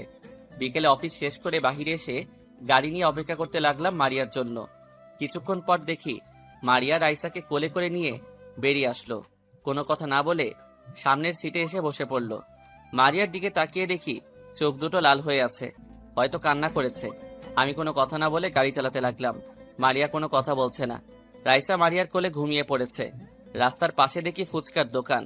মারিয়া আবার ফুচকা খেতে পছন্দ করে, তাই মারিয়াকে বললাম, মারিয়া চলো ফুচকা খেয়ে আসি। আমি খাবো না, আপনার খেতে মন চাইলে গিয়ে খেয়ে আসেন। আমার মনটা খারাপ হয়ে গেল। আমি আবার গাড়ি চালাতে লাগলাম। কিছুক্ষণ পর বাসায় এসে পৌঁছে গেলাম। ভিতরে ঢুকে আমি গাড়ি পার্কিং করলাম। রাইসাকে আমার কোলে দাও। ধন্যবাদ আপনাকে, আমি তাকে কুলে নিয়ে যেতে পারবো। মারিয়া, এমন কথা বলো না, আমার অনেক কষ্ট হয়। রাইসা যেমন তোমার মেয়ে তেমন আমারও মেয়ে। প্লিজ তুমি তাকে আমার থেকে দূরে সরিয়ে রেখো না। মারিয়া কি যেন ভেবে আমার কোলে রাইসাকে দিল। তারপর লিফটের উপরে উঠলাম। মারিয়া চাবি দিয়ে রুমের দরজা খুলে ভিতরে ঢুকলো। আমিও তার সাথে ঢুকলাম। ভিতরে ঢুকে দেখি রাইসার ছবি দিয়ে পুরো রুম সাজিয়ে রেখেছে। হঠাৎ একটা ছবি দেখে আমি পুরো অবাক হয়ে গেলাম। আপনারা কি ভাবছেন, আমার ছবি? আরে না, আমার বাবা মার ছবি, যেটা আমি সবসময় আমার রুমের টেবিলের উপর রাখতাম। কিন্তু বাসা থেকে বেরিয়ে আসতে মনে ছিল না আনতে। আমি মারিয়ার রুমে গিয়ে রাইসাকে বিছানায় শুয়ে দিলাম। তখন মারিয়া বলল, ধন্যবাদ আপনাকে। ধন্যবাদ কেন? রায়সাকে কোলে করে নিয়ে আসার জন্য। আমি আমার মেয়েকে কোলে করে আনছি, এখানে ধন্যবাদ দেওয়ার কি আছে? রায়সাকে নিজের মেয়ে বলতে লজ্জা করে না? যে মা 10 মাস 10 দিন গর্ভে ধারণ করে এতটা বছর লালন পালন করেছে, তখন আপনি কোথায় ছিলেন? একটা মেয়ে গর্ভ অবস্থায় তার স্বামীকে পাশে পায়নি, তখন আপনি কোথায় ছিলেন? মেয়েটা আমাকে জিজ্ঞেস করে, মা আমার বাবা কোথায়? তখন আপনি কোথায় ছিলেন? এখন বলতে এসেছেন আমার মেয়ে আমার মতো রাইসাও আপনাকে ঘৃণা করে। আমি তো বলছি আমার ভুল হয়ে গেছে, আমাকে তুমি ক্ষমা করে দাও। আমাকে তুমি যে শাস্তি দিবে দাও, তবুও আমার মেয়ের থেকে দূরে সরিয়ে রেখো না। আপনি আমার রুম থেকে বেরিয়ে গেলে আমি খুশি হব। আমি মাথা নিচু করে মারিয়ার রুম থেকে বেরিয়ে আসলাম। তারপর নিজের রুমে গিয়ে ফ্রেশ হয়ে বিছানায় শুয়ে পড়লাম। হঠাৎ মনে পড়ল রনির কথা, তার সাথে কথা বলা দরকার। কিন্তু আমার কাছে তো রনির নাম্বার নেই। তাই বিছানা থেকে উঠে গিয়ে মারিয়া রুমের সামনে এসে কলিং বেল চাপ দিলাম। কিছুক্ষণ পর মারিয়া দরজা খুলে দিল। আপনাদের একটা কথা বলি, আমরা যে ফ্ল্যাটে থাকি ওখানে 2টা শাখা, একটা শাখায় আমি থাকি, আরেকটাই মারিয়া। আপনি এখানে কেন? কি চাই আপনার? তেমন কিছু না, রনির নাম্বারটা একটু দিবে? ভিতরে আসুন, আমি মোবাইল নিয়ে আসছি। মারিয়া তার রুমে চলে গেল। আমি আব্বু আম্মুর ছবিটা হাতে নিয়ে দেখতে লাগলাম। পিছন থেকে মারিয়া বলল, নাম্বার উঠান। আমি ছবিটা রেখে নাম্বারটা মোবাইলে নিয়ে নিলাম। তারপর বেরিয়ে আসলাম। আমার রুমে এসে বিছানায় শুয়ে রনিকে ফোন দিলাম। হ্যালো, আসসালামু আলাইকুম। কে বলছেন? ওয়ালাইকুম আসসালাম, কেমন আছিস? আমি তোর ভাই বলছি, রাসেল। আমি ভালো আছি। তুমি কেমন আছো ভাইয়া? আমি ভালো নাই রে। কেন ভাইয়া?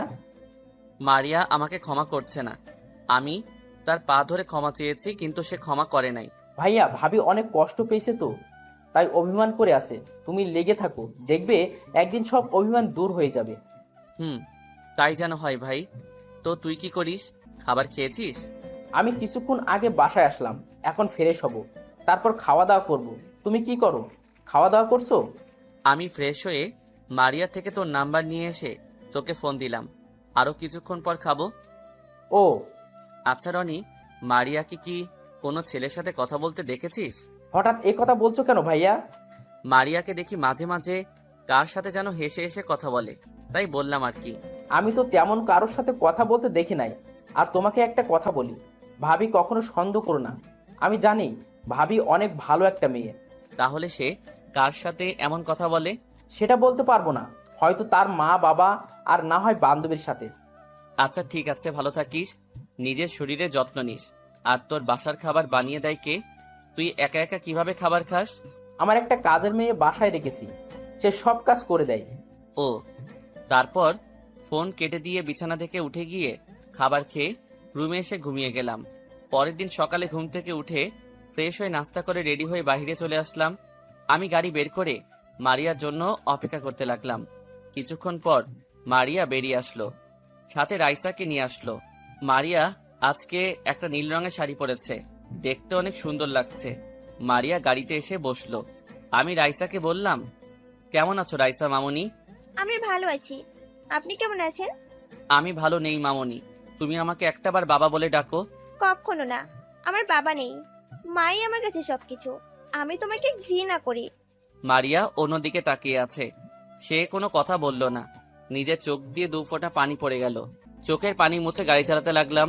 কিছুক্ষণ পর অফিসে পৌঁছে গেলাম। মারিয়া আর রাইসা গাড়ি থেকে নেমে ভিতরে চলে গেল। আমি গাড়ি পার্কিং করে অফিসের ভিতরে চলে গেলাম। নিজের কেবিনে গিয়ে চেয়ারে বসে কাজ করতে লাগলাম। অনেক কাজ জমে গেছে। কিছুক্ষণ পর দেখি রিয়া দরজায় দাঁড়িয়ে বলল, আসতে পারি স্যার? আসো। আমি তাকিয়ে দেখি রিয়ার সাথে জীবন এসেছে। বসো, আর তোমার সার্টিফিকেটগুলো দাও। এই নিন। আমি জীবনের সার্টিফিকেটগুলো দেখলাম। সার্টিফিকেটগুলো দেখে বুঝলাম জীবন অনেক মেধাবী ছাত্র ছিল। তোমার সার্টিফিকেট দেখে বুঝলাম তুমি অনেক মেধাবী ছাত্র ছিলে। তুমি যদি চাও আজকে থেকে অফিসে জয়েন করতে পারো। রিয়ার পাশেই তোমার কেবিন। অনেক বড় উপকার করলেন আপনি স্যার। আপনার এই ঋণ কখনো শোধ করতে পারবো না। ঋণ শোধ করতে হবে না, ঠিকমতো কাজ করবে, নিজের অফিস মনে করবে। আর তোমার বেতন এখন বর্তমানে 25,000 টাকা। কাজ দেখে পরে বাড়িয়ে দেওয়া হবে। ঠিক আছে স্যার, আর আমি আজকে থেকে জয়েন করতে চাই। ঠিক আছে রিয়া, তুমি জীবনকে তোমার পাশের কেবিনে নিয়ে যাও আর তার কাজ বুঝিয়ে দাও। ঠিক আছে স্যার, তুমি আসো আমার সাথে। জীবন আর রিয়া কেবিন থেকে বেরিয়ে গেল। আমি আবার কাজ করতে লাগলাম। এইভাবে দেখতে দেখতে 1 মাস চলে গেল। আমি অনেকভাবে মারিয়ার কাছে ক্ষমা চেয়েছি, কিন্তু মারিয়া আমাকে ক্ষমা করে নাই। আগে তো মোটামুটি কথা বলতো আমার সাথে, কিন্তু এখন কাজ ছাড়া তেমন কথা বলে না। আর মাঝে মাঝে একটা ছেলেকে দেখি তার কেবিনে আসতে যেতে। আমি কিছু বললে আমার কথার কোনো উত্তর দেয় না। আমি তার সাথে কথা না বলতে পারলে অনেক কষ্ট হয়। কেন জানি মারিয়াকে আমি হারিয়ে ফেলবো মনে হয়। না, এটা হতে দিব না।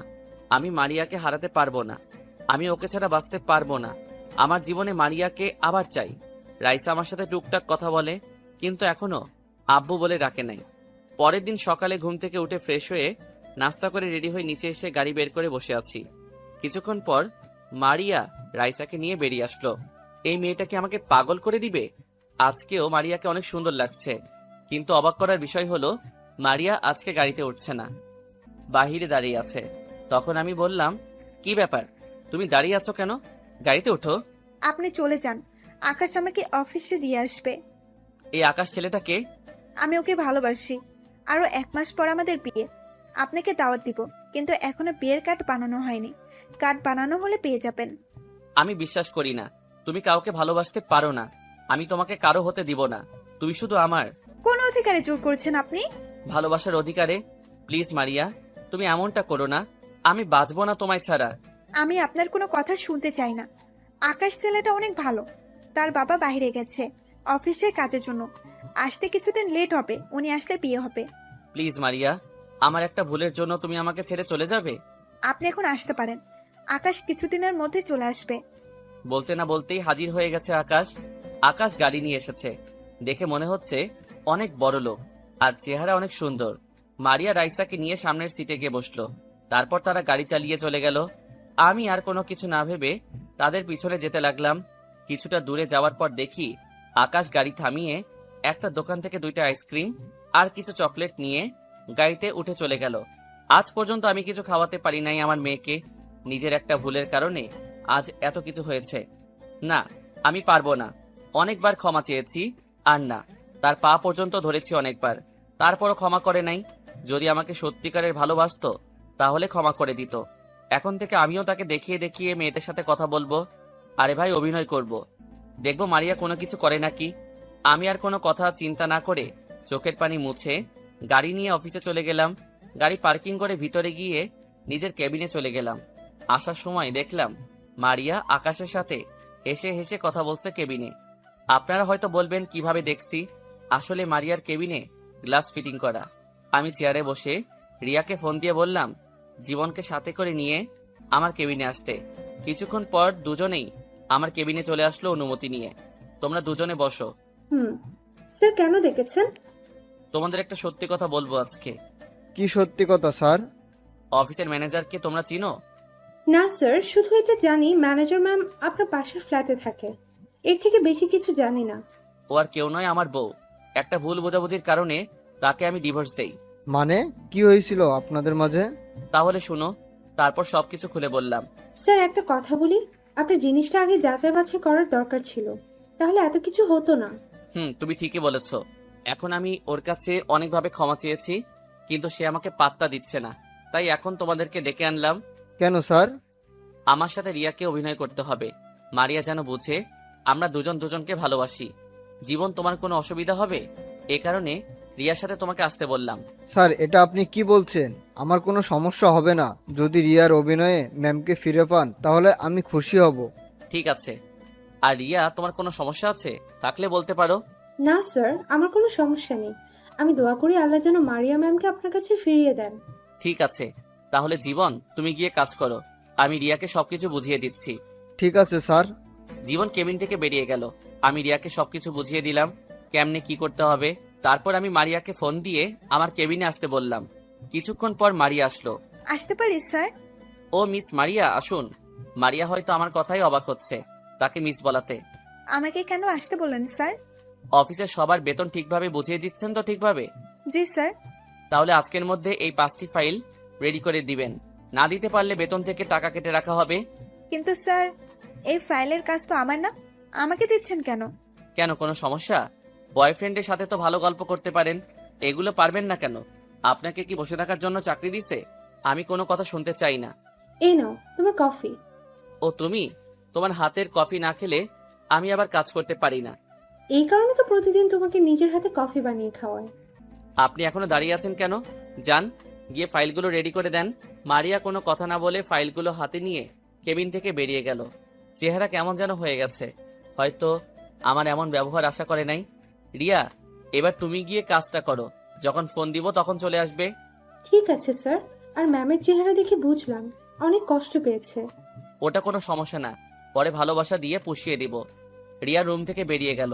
আমি জীবনকে ফোন দিয়ে বললাম মারিয়ার কেবিন থেকে আকাশ ছেলেটা কি বের হয়েছে? তখন সে বলল বের হয়ে গেছে। যাক, তাহলে ওষুধে কাজ হয়েছে। আমি বসে বসে কাজ করতে লাগলাম। হঠাৎ মোবাইলটা বেজে উঠল। তাকিয়ে দেখি রনি ফোন দিচ্ছে। কেমন আছিস রনি? ভালো আছি ভাইয়া, তুমি কেমন আছো? আমিও ভালো আছি। তা কোথায় তুই? আমি অফিসে আছি, হাতে তেমন কাজ নেই, তাই তোমাকে ফোন দিলাম। ও, তো নাস্তা করেছিস? করেছি, তুমি করছো ভাইয়া? করেছি। আচ্ছা রনি, মারিয়া কি তোকে কিছু বলেছে? কেন ভাইয়া? মারিয়া নাকি আকাশ নামে একটা ছেলেকে ভালোবাসে, আবার তারা নাকি বিয়ে করবে। এই ব্যাপারে তুই কিছু জানিস? আমি তো কিছুই জানি না, আমার সাথে তো ভাবি এ ব্যাপারে কথা বলে নাই। ঠিক আছে, তুই তোর অফিসের বস থেকে কিছুদিনের জন্য ছুটি নিয়ে এখানে আয়। আর আকাশ ছেলেটাকে তার সবকিছু বাহির করতে হবে। আর তুই যে এখানে আসবি তোর ভাবি যেন না জানে। এখানে এসে একটা হোটেলে উঠবি। ঠিক আছে ভাইয়া, আমি আজকে ছুটি নিয়ে কালকে সকালে রওনা দিব। ঠিক আছে, ভালো থাকিস, পরে কথা হবে। ফোনটা কেটে আবার কাজে মন দিলাম। কাজ করতে করতে দুপুরের লাঞ্চের টাইম হয়ে গেছে, তাই কেবিন থেকে বেরিয়ে আসতে মারিয়াকে দেখি এখনো বসে বসে কাজ করতে আছে। চেহারা কেমন শুকিয়ে গেছে। রাইসা চেয়ারে বসে মারিয়ার মোবাইল টিপতে আছে। কেমন যেন খারাপ লাগছে মারিয়ার চেহারার দিকে তাকিয়ে। তোমার কাছে অনেকবার ক্ষমা চেয়েছি, তারপরও তুমি ক্ষমা করো নাই, তাই বাধ্য হয়ে এরকম করেছি। তুমি অন্য ছেলের সাথে কথা বললে আমার অনেক খারাপ লাগে। তুমি জানো না আমি তোমাকে অনেক ভালোবাসি। আর কোনো কিছু চিন্তা না, ক্যান্টিনে এসে খাবারকে 2 প্যাকেট বিরিয়ানি নিয়ে আসলাম। তারপর রিয়ার কাছে আসলাম। রিয়া, তুমি এই খাবারগুলো মারিয়াকে দিয়ে আসো। না নিতে চাইলে বলবে। অফিস থেকে আজকে সবাই খাবার দিছে। ঠিক আছে স্যার। রিয়া খাবারগুলো নিয়ে মারিয়ার কেবিনে চলে গেল। আমি আমার কেবিনে এসে চেয়ারে বসে কাজ করতে লাগলাম। হঠাৎ রিয়া কেবিনে এসে এমন কিছু বলল তা শুনে মাথা পুরো খারাপ হয়ে গেল। স্মৃতিশক্তিটা হারিয়ে গেলে ভালো হতো। পুরনো সব স্মৃতি ভুলে যেতে পারতাম। যাকে মন থেকে অনেকটা আপন ভাবা হয় তার অবহেলা সহ্য করা সত্যি খুব কষ্টকর হয়। রিয়া খাবারগুলো নিয়ে মারিয়ার কেবিনে চলে গেল। আমি আমার কেবিনে এসে চেয়ারে বসে কাজ করতে লাগলাম। হঠাৎ রিয়া কেবিনে এসে এমন কিছু বলল তা শুনে মাথা পুরো খারাপ হয়ে গেল। স্যার, আপনি আমার হাতে কেন খাবার দিচ্ছেন? আপনি নিজে দিয়ে আসেন না কেন? কি হয়েছে? আর তোমার গাল লাল হয়ে আছে কেন?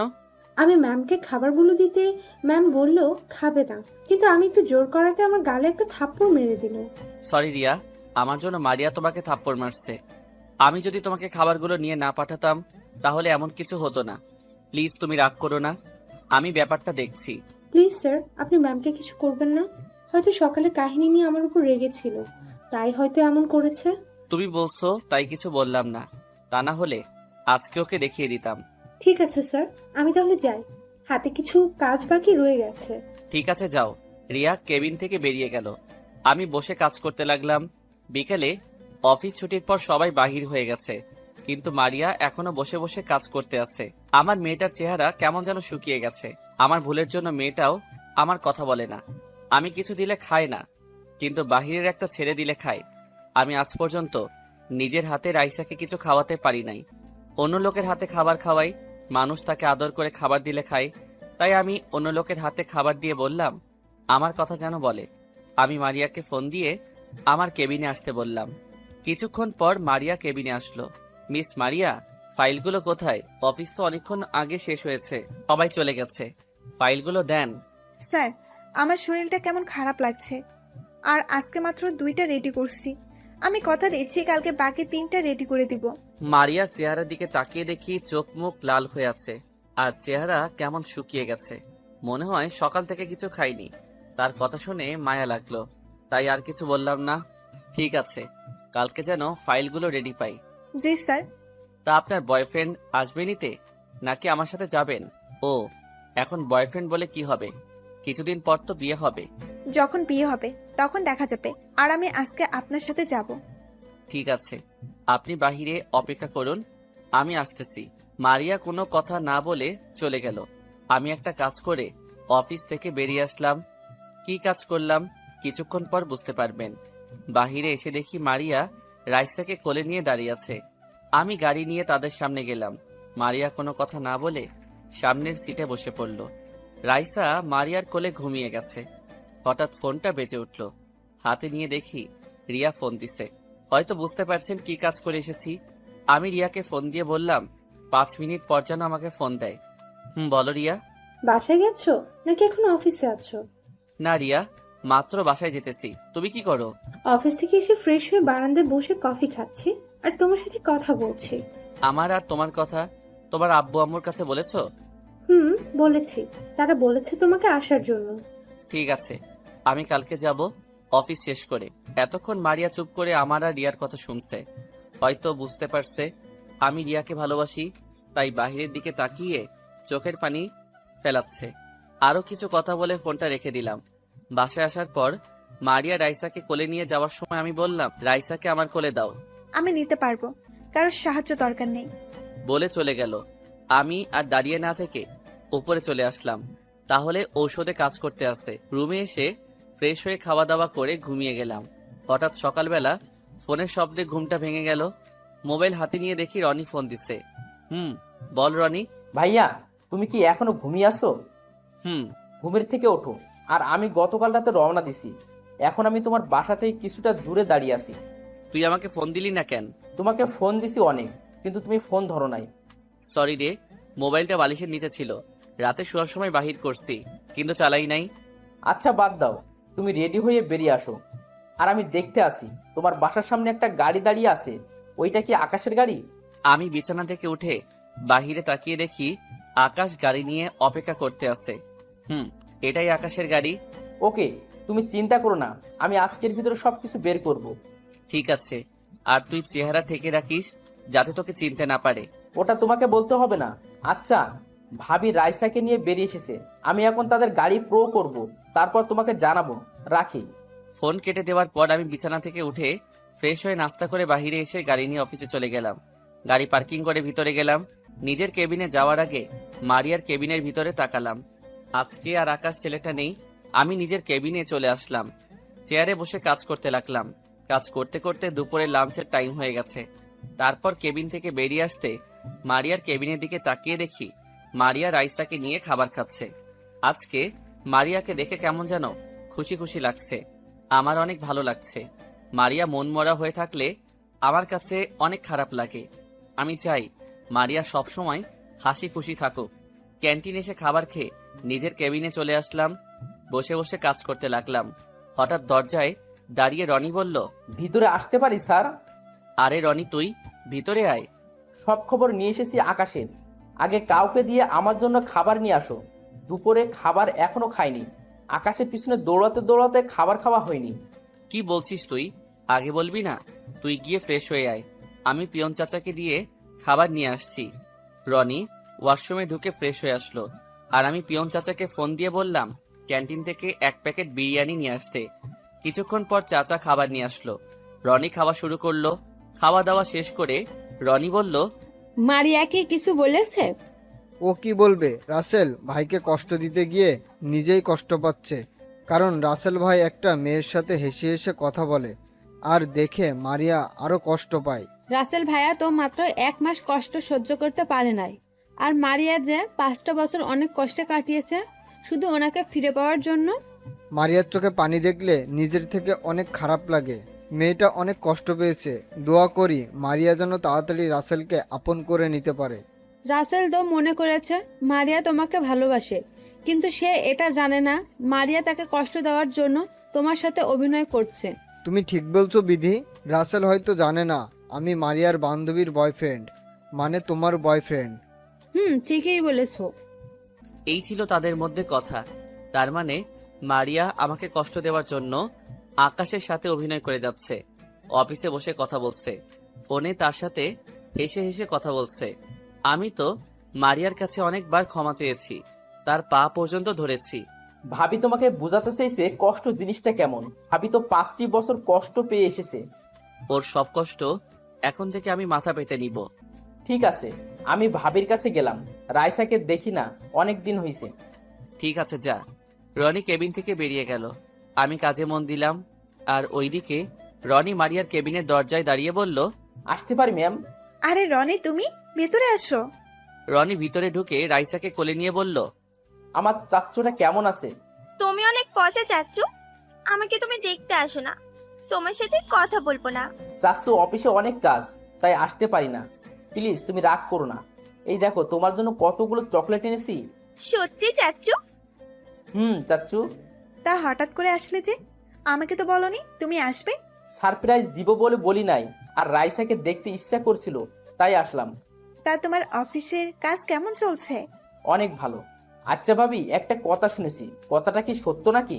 কি কথা শুনেছ? ভাইয়ার কাছে শুনলাম তুমি নাকি আকাশ নামে একটা ছেলেকে ভালোবাসো, আরো 1 মাস পর নাকি বিয়ে করবে তাকে। মারিয়া রনির কথা শুনে হাসতে লাগলো। তখন রনি আবার বলল, ভাবি তুমি হাসছো যে? তোমার কথা শুনে না হেসে পারলাম না। মানে বুঝলাম না। তাহলে শোনো, আমি রাসেলকে কষ্ট দেওয়ার জন্য এই কথা বলেছি। আকাশ হলো আমার বান্ধবী তিথির বয়ফ্রেন্ড। আমি তাদের সাথে কথা বলে এরকম প্ল্যান করি। তুমি ভাবলে কি করে রাসেলকে ছাড়া আমি অন্য কাউকে ভালোবাসবো? রাসেল আমার এখনো পুরো হৃদয় জুড়ে আছে।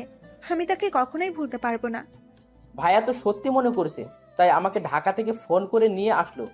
আর আকাশকে তার সব খবর বাহির করতে সকাল থেকে দুপুর পর্যন্ত আকাশের পিছনে যেতে সবকিছু জানতে পারলাম। তাই তোমার কাছে আবার শুনতে চাইলাম। তারপর মারিয়া যেটা বলল আমি তো অবাক হয়ে গেলাম। তাহলে রিয়া ছোট্ট একটা ভুলের কারণে যে অজুহাত দেখিয়ে চলে যায়, সে কখনো পাশে থাকার যোগ্য নয়। মিথ্যা আশ্বাস দিয়ে কাউকে সাময়িক আনন্দ দেওয়ার চেয়ে সত্য বলে কষ্ট দেওয়া অনেক ভালো। তারপর মারিয়া যেটা বলল আমি তো অবাক হয়ে গেলাম। তার মানে রিয়া সবকিছু বলে দিছে। আর আমি এটাও জানি রিয়া রাসেলের সাথে অভিনয় করছে আমাকে দেখানোর জন্য। রিয়া সকালে অফিসে আসার পর আমাকে সবকিছু খুলে বলেছে। তাহলে তুমি ভাইয়াকে মেনে নিচ্ছ না কেন? ভাইয়া তো তোমার কাছে ক্ষমা চেয়েছে, সে নিজের ভুল বুঝতে পেরেছে। তাকে এত তাড়াতাড়ি ক্ষমা করে দিই কিভাবে? আমি অনেক কষ্ট পেয়েছি, তাই তাকে ক্ষমা করি নাই। কিন্তু তাকে কষ্ট দিয়ে নিজেও কষ্ট পাই, তাই কিছুদিনের মধ্যে আপন করে নিব। কিছুদিন কেন? সেটা সময় হলে জানতে পারবে। আমি বুঝি না তোমার ভিতরে কি চলছে। শুধু একটুই বলবো, ভাইয়াকে আপন করে নাও। আমি জানি তুমি ভাইয়াকে ডিভোর্স দাওনি। তোমার কথা রাখতে এখন আমি ভাইয়াকে কিছু বলি নাই। তুমি কি করে ভাবলে আমি রাসেলকে ডিভোর্স দিব? আমি ওকে আমার জীবনের চেয়েও অনেক ভালোবাসি। ঠিক আছে, তাহলে আমি চলে যাই।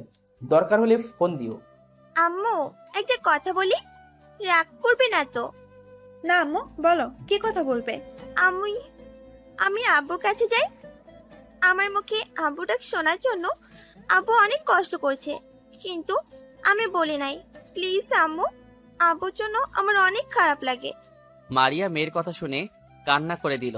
মাত্র বছরের মেয়ের এমন কথা শুনে মারিয়া আর মানা করতে পারে নাই। ঠিক আছে মা, তুমি তোমার আপুর কাছে যাও। রাইসা আর 1 মিনিট দেরি করলো না, সাথে সাথে দৌড়ে আমার রুমে চলে আসলো।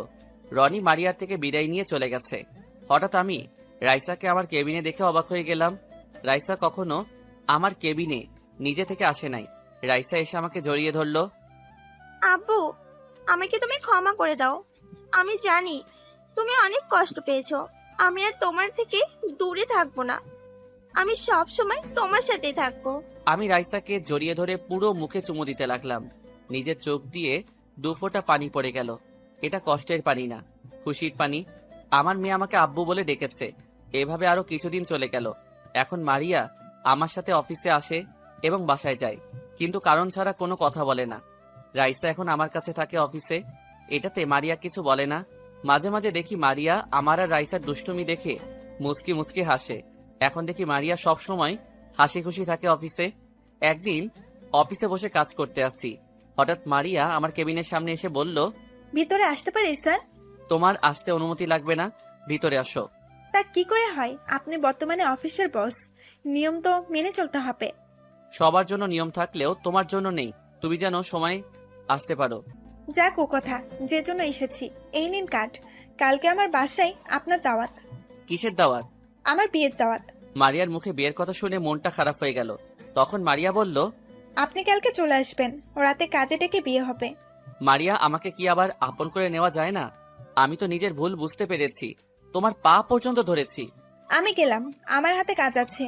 আর একটা কথা, কালকে যদি অফিসটা বন্ধ দিতেন তাহলে অনেক ভালো হতো, সবাইকে দাওয়াত দিতে পারতাম। ঠিক আছে, তুমি সবাইকে বলে দিও। মারিয়া আর কোনো কথা না বলে কেবিন থেকে বেরিয়ে গেল। কথাটা বলতে অনেক কষ্ট হয়েছে। মারিয়া যদি কালকে বিয়ে করে তাহলে আমিও এই দুনিয়া ছেড়ে চলে যাব। রাইসা এতক্ষণ আমার কোলে ছিল। আপু, তুমি কান্না করছো কেন? তুমি কান্না করো না। তুমি কান্না করলে আমার অনেক খারাপ লাগে। তোমার আম্মু আমাকে ছেড়ে অন্য কাউকে বিয়ে করবে, আমি কান্না না করে পারি আম্মু? তুমি কান্না করো না, দেখবে সবকিছু ঠিক হয়ে যাবে। কি ঠিক হবে আম্মু? তোমার আম্মু তো বলেছে কালকে বিয়ে করবে। বিয়ে করবে বলেছে, কিন্তু এখনো তো করে নাই। কালকে আগে আসুক, তারপর দেখা যাবে। দেখি কি হয়। বিকেলে অফিসের কাজ শেষ করে গাড়ি নিয়ে আমি আর রাইসা বসে আছি। কিছুক্ষণ পর দেখি মারিয়া বেরিয়ে আসলো। দেখে মনে হচ্ছে অনেক খুশি, কিন্তু আমার বুকটা ফেটে যাচ্ছে। মারিয়া আমাকে ছেড়ে অন্য ছেলেকে বিয়ে করবে। আপনাদের একটা কথা বলতে ভুলে গেছি, মারিয়া আমাকে যে কার্ডটা দিছে আমি ওটা এখনো খুলে দেখি নাই। কারণ মারিয়ার কথা শুনে দুনিয়া অন্ধকার হয়ে গেছে। মারিয়া সামনের সিটে এসে বসলো। রাইসা আমার কোলে বসে আছে। আমি গাড়ি চালাতে লাগলাম। মারিয়াকে বলতে ইচ্ছে করছে, প্লিজ মারিয়া, তুমি বিয়েটা করো না। আমি তোমাকে অনেক ভালোবাসি। আমি তোমাকে ছাড়া বাঁচতে পারবো না। কিন্তু মারিয়া আমার কথা শুনবে না। মারিয়া কাকে বিয়ে করছে, ছেলেটা কে তা আমি জানি না। কিছুক্ষণ পর বাসায় এসে পৌঁছে গেলাম। মারিয়া রাইসাকে আমার কোল থেকে নিয়ে চলে গেল। আমি গাড়ি পার্কিং করে নিজের রুমে চলে আসলাম। রুমে এসে বিছানায় শুয়ে চোখের পানি ফেলতে লাগলাম। হঠাৎ রনির কথা মনে হলো, তাই রনিকে ফোন দিলাম। কিন্তু অবাক করার বিষয় হলো রনির মোবাইল বন্ধ। বিপদের সময় রনির মোবাইলও বন্ধ। কোনো রকম রাতটা না খেয়ে পার করলাম। সকালে ঘুম থেকে উঠে ফ্রেশ হয়ে বাহিরে চলে আসলাম। সারাদিন বাহিরে কাটিয়ে বাসায় আসলাম। বাসার সামনে আসার পর দেখি পুরো বাসাটা সাজিয়ে রেখেছে। আমি ভিতরে ঢুকে নিজের রুমে চলে আসলাম। রুমে এসে বিছানায় শুয়ে পড়লাম। সারাদিন কিছু খাইনি। হঠাৎ দরজায় কে যেন ধাক্কাতে লাগলো। আমি ভিতর থেকে বললাম, কে? আব্বু, আমি রাইসা, দরজা খুলো। রাইসার কথা শুনে বিছানা থেকে উঠে দরজা খুলে দিলাম। রাইসার দিকে তাকিয়ে দেখি তাকে অনেক সুন্দর করে সাজিয়ে দিচ্ছে। আব্বু, তুমি এখনো রেডি হও নাই? কিছুক্ষণ পরে অনুষ্ঠান শুরু হয়ে যাবে, সবাই চলে এসেছে। আমার ভালো লাগছে না আম্মু, তুমি যাও। তোমার জন্য একটা সারপ্রাইজ আছে, তাড়াতাড়ি রেডি হয়ে আসো। কি সারপ্রাইজ আম্মু? আগে তুমি রেডি হয়ে আসো। কান্না করতে করতে পুরো মুখটা ফুলিয়ে ফেলেছে। কি করব বলো আম্মু? তোমার আম্মু আমাকে ছেড়ে অন্য ছেলেকে বিয়ে করতেছে। আমি নিজের চোখে তোমার আম্মুর বিয়ে কিভাবে দেখব? আগে তুমি রেডি হয়ে আসো, আমি তোমার জন্য অপেক্ষা করতেছি। কালকে থেকে তো অনেক কষ্টে চোখের পানি ঝরছে, আজকে খুশিতে ঝরবে। যাও, তাড়াতাড়ি রেডি হয়ে আসো। আমি রাইসার কথা শুনে ভাবনায় পড়ে গেলাম। খুশিতে চোখের পানি ঝরবে মানে? যদি মারিয়া অন্য ছেলেকে বিয়ে করে তাহলে আমি নিজেকে শেষ করে দিব। তারপর ওয়াশরুমে গিয়ে ফ্রেশ হয়ে রেডি হয়ে রাইসার সাথে মারিয়ার বাসায় গেলাম। ভিতরে ঢুকে দেখি অফিসে সবাই এসেছে। আমাকে দেখে সবাই সালাম দিল। হঠাৎ একজনকে দেখে অবাক হয়ে গেলাম। রনি এখানে, তাকে ফোন দিলাম কিন্তু ফোন বন্ধ ছিল। ও আসবে আমাকে তো বললো না। রনিকে দেখে মনে হচ্ছে অনেক খুশি, কিন্তু আমার বুকটা ফেটে যাচ্ছে। রনি আমাকে দেখে সামনে আসলো। ভাইয়া, তোমার আসতে এত দেরি কেন? আগে বল, তোর মোবাইল বন্ধ কেন? ভাবি বলেছে মোবাইল বন্ধ করে রাখতে। কেন? সেটা কিছুক্ষণ পর বুঝতে পারবে। আসো আমার সাথে। কোথায় যাব আমি? গেলেই বুঝতে পারবে। আমি আর কোনো কথা না বলে রনির সাথে যেতে লাগলাম। রনি আমাকে একটা রুমে নিয়ে গেল। রুমের ভিতরে ঢুকে দেখি মারিয়া। রনি আমাকে রেখে চলে গেল। মারিয়া আগে গিয়ে দরজা বন্ধ করে আসলো। তারপর মারিয়া যেটা করলো তার জন্য মোটেও প্রস্তুত ছিলাম না। কি ভাবছেন, খারাপ কিছু? আরে না। মারিয়া আমাকে জড়িয়ে ধরে কান্না করে দিল। এই মারিয়া, তুমি কান্না করছো কেন? আমাকে তুমি ক্ষমা করে দাও, তোমাকে অনেক কষ্ট দিয়েছি। আমি তোমাকে কষ্ট দিতে চাইনি, কিন্তু অভিমান ছিল তোমার উপর। তাই তুমি এতবার ক্ষমা চাবার পরও ক্ষমা করি নাই। আমি জানি তোমার অনেক কষ্ট হয়েছে। প্লিজ, তুমি আমাকে ক্ষমা করে দাও। কথা দিচ্ছি, আমি তোমাকে আর কখনো কষ্ট দিব না। সারা জীবন তোমার বুকে থাকবো, কখনো কষ্ট দিব না। তুমি আমাকে ক্ষমা করে দাও। আমার নিজের ভুলের জন্য আজ এত কিছু হয়েছে। আমি যদি জিনিসটা যাচাই বাছাই করতাম তাহলে এত কিছু হতো না। তুমি তো মাত্র 2 মাস কষ্ট দিছো, আর তুমি আমার জন্য 5টি বছর কষ্ট পেয়েছো। 2 মাস কষ্ট পেয়ে বুঝেছি আপন কেউ দূরে গেলে কতটা কষ্ট পেতে হয়। তুমি আমাকে ক্ষমা করে দাও। আমি আর কখনো তোমাকে ভুল বুঝবো না। আমাকে আরেকটি সুযোগ দাও, দেখবে ভালোবাসা দিয়ে সব কষ্ট দূর করে দিব। তোমাকে আমি আবার কি সুযোগ দিব? তুমি তো এখন আমার স্বামী। মানে? তুমি তো বলেছিলে আমাকে ডিভোর্স দিছো, এখন আমি আবার তোমার স্বামী হলাম কেমন করে? আরে পাগল, আমি তো ডিভোর্স পেপারে সই করি নাই। তুমি আমাকে ছেড়ে চলে আসার পর আমি ডিভোর্স লেটার ছিঁড়ে ফেলেছি। তার মানে তুমি এখনো আমার স্ত্রী? হুম। তাহলে বললে যে আজকে তোমার বিয়ে। আরে হাদারাম, তুমি একটাবার কার্ডটা খুলে দেখেছো? তোমাকে কার্ডটা দেবার পর তুমি যখন বলেছো কিসের কার্ড, তখন মাথায় একটা বুদ্ধি আসলো, তাই বললাম বিয়ের কার্ড। তখন তোমার মুখটা দেখার মতো ছিল, পরে ভাবলাম আজকে তা পুষিয়ে দেব। তাহলে আমাকে কিসের দাওয়াত দিলে? তোমার মনে আছে আজকে কত তারিখ? আজকে তো 22 তারিখ। কেন বলো তো? তুমি ভালো করে মনে করতে থাকো, আজকে এইটা কিসের দিন। আমি তখন চিন্তায় পড়ে গেলাম, কিসের দিন হতে পারে, মনে পড়ছে না। তখন মারিয়া আবার বলল, আরে আজকে তোমার জন্মদিন। তুমি দেখি তোমার জন্মদিনের কথা ভুলে গেছো। আমি কখনো ভুলি নাই, প্রতি বছর তোমার জন্মদিন পালন করতাম। তোমাকে ছাড়া। তাই আজকে ছোট্ট করে একটা অনুষ্ঠান করলাম, তোমার অফিসের সবাইকে দাওয়াত দিলাম। আমি সাথে সাথেই মারিয়াকে জড়িয়ে ধরে কান্না করে দিলাম। মেয়েটা আমাকে এত ভালোবাসে, আমি কি করে পারলাম ওকে ডিভোর্স দিতে? এখন নিজেকে নিজেই শেষ করে দিতে ইচ্ছে করছে। আর কান্না করতে হবে না, চলো সবাই বাইরে তোমার জন্য অপেক্ষা করতে আসছে। আমি চোখের পানি মুছে মারিয়ার সাথে রুম থেকে বেরিয়ে সবার সামনে গেলাম। আমি তাকিয়ে দেখি রিয়া, জীবন তারাও এসেছে। আরো দুজনকে দেখলাম, তারা আর কেউ নয়, আকাশ আর বিথি। মারিয়া আমায় ধরে কেকের সামনে নিয়ে গেল। রাইসা আমার আর মারিয়ার মাঝখানে দাঁড়িয়েছে, রনি আমার পাশে, আর আকাশ আর বিথি মারিয়ার সাথে দাঁড়িয়ে। তারপর আমি কেক কাটলাম, সবাই আমাকে উইশ করলো। আমি প্রথমে রাইসাকে খাইয়ে দিলাম, তারপর রনিকে খাইয়ে দিলাম, তারপর আরো অনেককে খাইয়ে দিলাম। সবাই মজা করতে আছে। রাইসা আমার কোলে বসে আছে, মারিয়া আমার ঘাড়ে মাথা দিয়ে সবার নাচ গান উপভোগ করতে আছে। হঠাৎ রনি আমার সামনে এসে একটা চেয়ার নিয়ে বসলো। কি ভাইয়া, সারপ্রাইজ কেমন দিলাম? আমি জীবনে ভাবতে পারিনি এমন সারপ্রাইজ দিবি। এটা আমরা কিছু করি নাই, সবকিছু ভাবি করছে। গতকাল ভাবি আমাকে সবকিছু খুলে বলেছে, আর মোবাইল বন্ধ করে রাখতে বলেছে। ভাবি জানে তুমি আমার কাছে ফোন দিবে, তাই আমি মোবাইল বন্ধ করে রেখেছি। এটা না বললে তো সারপ্রাইজ দিতে পারতাম না, আর আমি এই দিনের অপেক্ষায় ছিলাম এতদিন, তোমাকে সবকিছু খুলে বলবো। আমি কিন্তু আছি তোমার সাথে, আমিও বাবাকে বলি নাই। আমার বুড়িটা অনেক পেকে গেছে। দেখতে হবে না কার মেয়ে।